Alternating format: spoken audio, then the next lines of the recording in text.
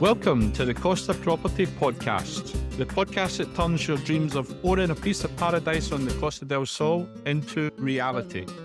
I'm Glenn Laurie, and I'm joined by my co-host and wife, Sandra Laurie. If you're dreaming of your perfect Costa del Sol home, wondering where to start, and want to get real, no-frills expert advice, then you're absolutely in the right place. So Warner, hit us with the word of the day. The word of today, Sandra, is attico. Attico. Okay, that's interesting, considering that you've just listed a new penthouse. So attico is the Spanish word for penthouse. Okay, thanks for sharing that. Right, I'm really excited to dive into today's episode. Today we're going into the nitty-gritty on all things market trends here on the Costa del Sol. We have an incredible guest for you. Our guest is Alfredo Bloy-Dawson, and Alfredo is a Spanish property marketing consultant. And I really think he's an expert, Warner, right, when it comes to what is actually happening on the ground in the Costa del Sol, who's buying, who's not. Sandra, Alfredo is real estate royalty. So it's been amazing to get some time with him today. We are really going to dive into what is actually happening in the market, who's buying, who's not. And of course, Warner, your all-time favorite question, is there actually such thing as a bargain property? So let's dive in then to today's episode. And we are joined by Alfredo. And Alfredo, I feel very privileged to have you here today because you are an incredibly busy individual. And I think when I look into you and follow you on socials, you're definitely quite the expert when it comes to property trends, what's happening on the market, what's happening on the beat here down in the Costa del Sol. Warner gets asked all the time, what actually is happening on the ground? Is it a good time to buy? And I think you are the perfect person to really dive into that juicy topic with us. So thank you for being here. Before we go into all the juicy insights in terms of what's happening in the market, tell our listeners a little bit about you. Well, I was born in England, grew up in Spain, South American mother, hence the Spanish-sounding name. And I was here till about 89, and then came back in 2008. The bit in between, I was mostly in the UK. And married, 2 kids. Tell us a little bit then about your business. Well, I'm a marketing consultant for real estate agencies mainly, but anybody in the real estate space. And that really just involves advising real estate agencies, mostly to do with their marketing strategies and sales, all very specifically about Costa del Sol estate market more so, even though I do deal outside of the Costa del Sol. And nearly 100% of it is related to the foreign buyer market. Amazing. When it comes to your customer, tell us a little bit about the type of things that you are supporting them with, I guess, on a day-to-day basis. Mostly it's to do with understanding the market, allowing them to pivot in terms of if they want to change their strategy, they want to catch a new market that's coming in, a new nationality that's maybe that they hear isn't on the rise.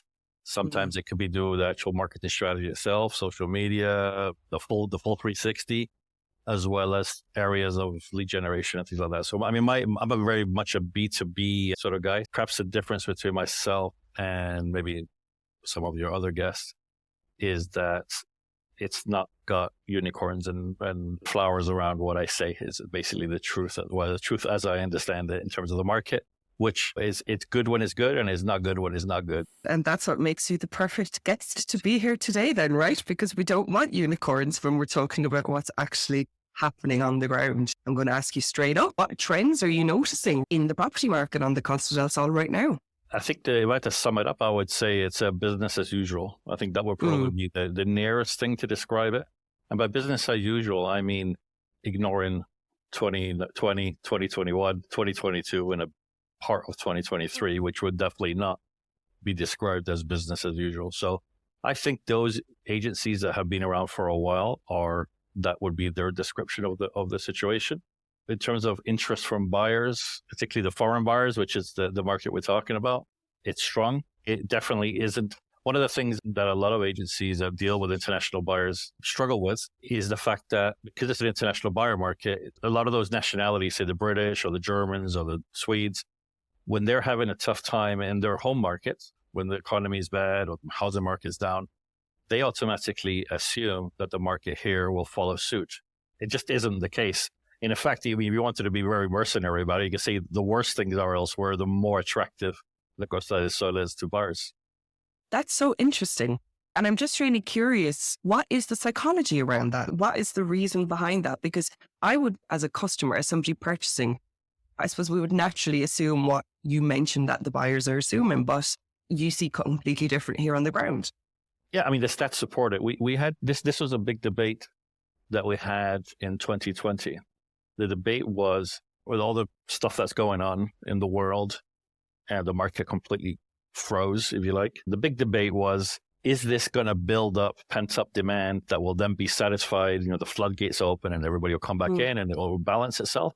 Or has the market been fundamentally hurt? So that from here onwards, they're going to have different priorities in their life. Maybe they'll be financially affected. And really, it's just going to put a big dent in the real estate market here, because it is a second home market. It is discretionary. It isn't something that's a must-have, although I think they should have it. But yes, everyone should.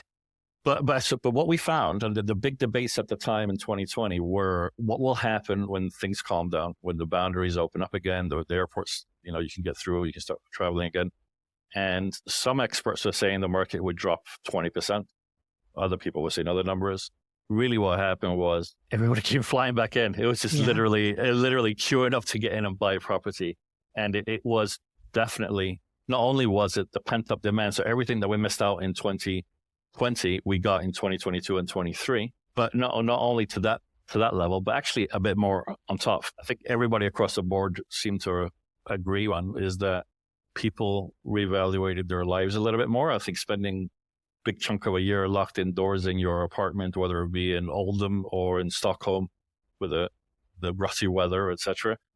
I think people reevaluated their priorities, and quality of lifestyle came top of the list over weather, which was traditionally the thing. And over this period of 2020 to now, there's been a little bit of a blurring of the lines between what you might consider primary and secondary residence, in part thanks to the jump in technology with video calls such as this, allowing a lot of people to work remotely. A lot of nationalities that buy in the Costa del Sol are trying their hand at moving their families here and then working remotely to their home countries. So that really has been a big shift that we didn't really have that before. This was, the Costa del Sol traditionally was a place where people went to mostly to retire as a holiday home, to play golf and have a little bit of winter sun. So there has been a fundamental shift, and that is what's happened. But the other big thing that's happened, and that is that the spread, this effect has occurred across the world. What we have is a much bigger spread of buyers in terms of different nationalities buying than we ever had before,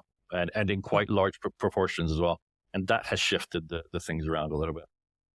I love what you said there, you know, in terms of the way that the world is working, the way the world is living has completely changed. And we're seeing that, right? And why not? Why not have a more permanent residence in the sun? You know what I mean? If you can do it, absolutely do it. But in terms of right now, who's buying and who's not? Well, everyone's buying. That's the good news. I told you at the beginning I would be honest, and I got good news to report there. Everybody is buying.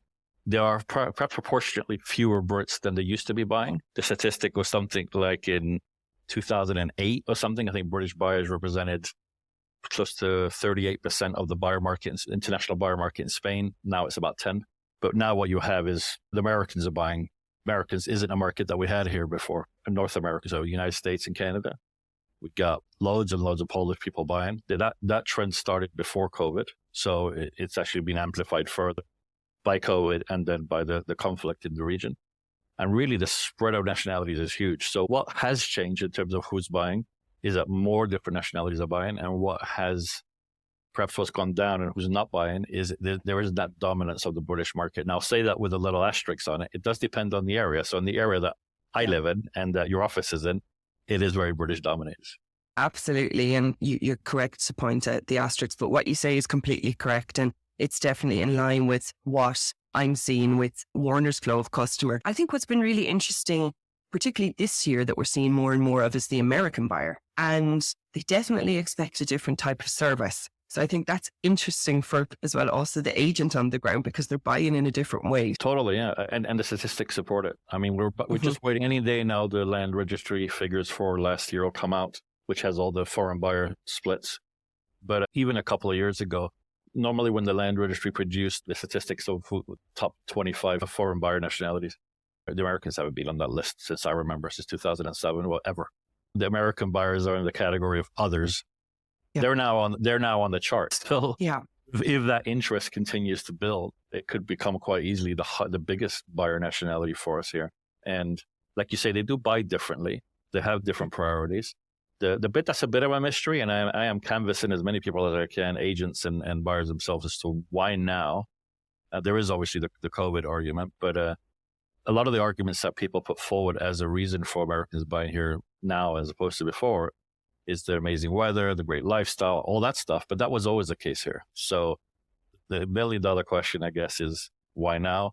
I don't think it's just a strong dollar. I think there's probably some domestic stuff going on. But really the only thing that seems to be a common denominator is that there seems to be more visibility and awareness in the United States about Spain and about the Costa del Sol specifically. How that awareness came about, I'm not sure. I don't think anybody really knows yet, but definitely a different buying experience.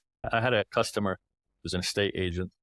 They've gone from their second largest proportion of buyers in terms of nationality after the Brits, and a close second are people from the United States.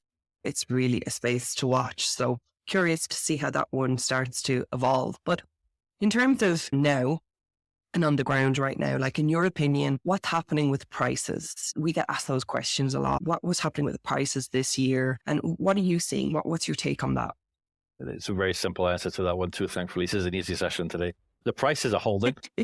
The prices are holding. The price reductions that you might see year on year really appear to be more price corrections. You know, the people that got a little bit giddy, sellers that got a bit excited during the past 2 or 3 years. So I think there is more price corrections than price drops. And in fact, in January, according to notary figures, the price across Spain as a whole actually went up. Last year, we took 2023. I think there was, according to land registry data, there was about an 11% drop in volume in sales against the previous year. But last year was still the 4th best year in terms of transaction volume in Spain on record, with the 2nd and 3rd being the previous 2 years. So the prices are holding. There are some corrections in some areas, but also in some highly demanded areas where there is a lack of stock, then the prices are actually going up. If you're holding out for a bargain, then you're going to have a long wait. And we'll go into that old chestnut, the bargain, a little bit later. But I noticed that you put out some stats. I think it was last week on LinkedIn, and you talked about, the reports from the notary about prices in Spain overall were up by 7%. But you also had a statistic there around mortgages and lending being up by, I think the statistic was 4%. And that was really good to see that, because that was quite different this time last year, particularly with clients potentially weren't in a position to buy outright with cash. There was some challenges with lending. So it's positive to see that trend change, right? Yes, it is. It is positive. There have been seasonal variations, which make it look like the whole mortgage thing's falling apart, and it just definitely hasn't. Spanish banks are still lending. I think buyers need to take into account I think expats can get up to 70% mortgage, but they're unlikely to get 70%. I think if they plan for 60, then they're more likely to be successful, I think, in terms of the financial commitment. I mean, mortgages have still been issued. Spanish banks still want to issue mortgages. It's nothing like it was back in 2007, 2006, where anybody with a pulse would get a mortgage. Therefore, there was a bit of danger in terms of that. I think another statistic that you might like to hear is, at least according to one source, I think 60-something%, about almost 3/4 of foreign buyers in Spain do not take a Spanish mortgage. The relevance of that is that the interest rates variations, at least here, don't have as big an impact on the foreign buyer nationality. I think it's only 1/3 that do get a mortgage, and compared to, I think it's 78% of Spanish people that get a mortgage when they're doing a PI. So there's a lot of what you could either consider cash buyers or people that have got a mortgage in their home country. What the relevance of that is that the market is a bit more stable, particularly with the foreign buyer. It's not as volatile depending on how banks are lending. The short answer is perhaps the only trend over the last 6 months to a year on the mortgage side of things is many more people taking out what they call, I think they're called flexible or mixed mortgages, where you have a period of time where it's fixed and then it goes to variable. That's kind of probably been the trend. But definitely banks are still lending. And perhaps the other piece of advice that you asked it, I'm giving it anyway, is that people should get their mortgages sorted before they come here to buy.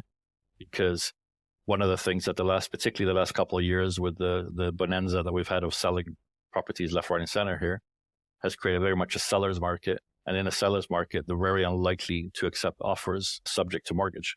Get the mortgage sorted before you start putting in offers. I would totally agree with you on that, particularly, as you said, the sheer pace in which things move in the market over here. If you had a crystal ball and you were to look ahead, what trends do you see playing out for the remainder of 2024? I think it'll be very similar to last year, to be honest with you. I think it's going to be quite stable. I think there are probably trends developing as a result of the issue of inventory. So, for example, in the resale market, I think there was a study that said that the average apartment that gets a major reform, increases its selling price by 30%. And that's the reason why I'm saying that is that I think that I would see that as a trend. I think particularly in areas such as Marbella Municipality, Benalmádena, where there is not a lot of new stuff in the core central areas, I think that the options will be to renovate existing properties. I think on the new development side of things, I mean, they're selling like hotcakes, but the average prices are going up, which is taking a lot of people out of the market. But within those, the trends of the new developments, which is perhaps, again, it's something that people think is what most foreign buyers want to buy. And it maybe is what they want to buy, but it isn't what they actually buy. I think the stat is like 15% on average new builds, 85 resale properties in terms of what foreign buyers buy in Spain. So I think in new developments, there's some trends which maybe don't affect the majority of people, but the trend is towards like resort style facilities, like kind of like things you might find in Florida, where within the property development, they have all the amenities and all that kind of stuff. And that kind of then segues a little bit onto, in the higher end, there's a trend towards a thing called branded residences. That's a really interesting ratio. I expected that 15% would be higher. In terms of our listeners, they're listening because they have a dream, at some point to maybe relocate to Spain, to the Costa del Sol, to purchase their own away from home, or permanently relocate and purchase their new home. If that was their dream and they're sitting in the UK, Ireland, America, Sweden, and they're thinking about, what should I start to think about now if I want to make that dream a reality? What advice would you give them? I'd say don't waste another minute. Seriously. I was in England from 93 or 94 to 2008. I think it was by the year 2000 I wanted to come back because I already knew what it was like here. I grew up here. And I just wish I'd done it sooner. I think you just got to do a lot of planning, get a lawyer to find out about things to do with immigration and visas and all that, because that is a little bit confusing now for the Brits specifically with the Brexit. Speak to a mortgage broker, get some firm offers in terms of what, or at least an agreement in principle as to what you could buy. Then do your research, find an agent that knows the area that you want to move to, that speaks your language, and just crack on. There's probably one thing I would also say that has changed, is that a lot of people previously would maybe come do a long-term rental and then sort of see if they could find somewhere to buy and so on and so forth. Long-term rentals are hard to come by now, especially here in Madrid, actually. Renting long-term isn't easy anymore, where you can come and spend, rent for a couple of years and then think about buying. So my advice would be get the team of experts around you and just crack on, just get on with it. Property prices are not going to drop. They're not making any more sea or any more sun. It's all there. It's been this way forever. Property, they have little blips and ups and downs and stuff like that. But, get in as soon as you can get it. It's a much better lifestyle, whether it be something you're looking to buy to eventually move to full time or do it as a holiday home or kind of a hybrid thing. Any of those things are a good thing. Totally agree. So there, everybody, you've heard it from the expert. Just crack on. Don't waste another minute. And I completely agree with you on that. But it's also a great place for families to live as well. And in terms of the quality of life that you have, the outdoor lifestyle, you've talked a lot about the investment piece, and it all makes completely sense. The market is good. The lifestyle, we can't put a price on that. I live here with, I'm not talking from London or Sheffield or somewhere. I'm talking from the Costa del Sol, having lived in Sheffield and London. And this is where people come on holiday. And there's a reason for that. It is a much better standard of life. Really is. I feel very privileged to be part of it, actually. It's a great way to live. I think what can take this sort of beautiful dream of amazing experience of living here and can make it a little bit sour is just the practicalities of the process. So if you get the experts around you, they'll take away the headaches of paperwork and red tape and procedure and NIEs and all that kind of stuff. You don't have to be a millionaire buying a big villa to get a lawyer to get it to work with an agent that knows the area, to get a mortgage broker. Those things will save you. Will remove a lot of the pains, because they really are the only negatives, isn't it? Is trying to get the water sorted on your own, trying to figure out how to get UNI on your own, that kind of thing. So I think get the support, and it will just be a really lovely experience. No, you're totally right. And in some of our earlier episodes, we really try to connect people with those experts, because they can become barriers to entry in terms of people doing their move. They feel like, well, I don't speak Spanish very well, or, you know, they buy into that old rumor that Spain is very difficult when it comes to bureaucracy and paperwork and that mañana attitude. Now, the controversial statement, you know, we mentioned this one a little bit earlier, and I know Werner hates this phrase.